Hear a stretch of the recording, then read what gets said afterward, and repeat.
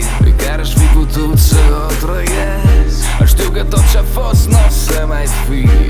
Tu n-ai știut că începeam să te iubesc. În orice șoaptă reflectă în vreun o clipă. Eu nu credeam să fii sfârșit vreodată.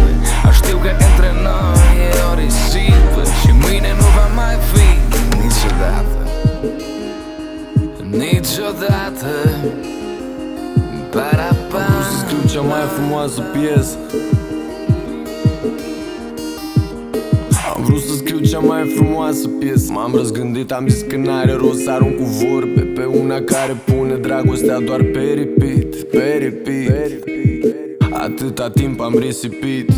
Ai încercat de multe ori tu să mă cumperi, nu ți-a ieșit, n-ai reușit nici să mă superi. Îmi pare rău că am împărtășit secretul meu, dar nu atât cât o să-ți pare ție. Până totul în jurul nostru, eu m-am amăgit ca prostul. Încă mai plutește în capul meu, dar parcă nu văd rostul să ne mințim că o să mă schimb ca fostul. Nu vreau să te mint și ăsta e paradoxul. Știu că în fața ta apar ca un monstru. Mă doare când văd că te doare și mă uit ca prostul. Știu că am greșit, dar e destinul nostru. Nu mi-am pe atunci o veșnicie, nechipzuind ce trecătoare poate fi.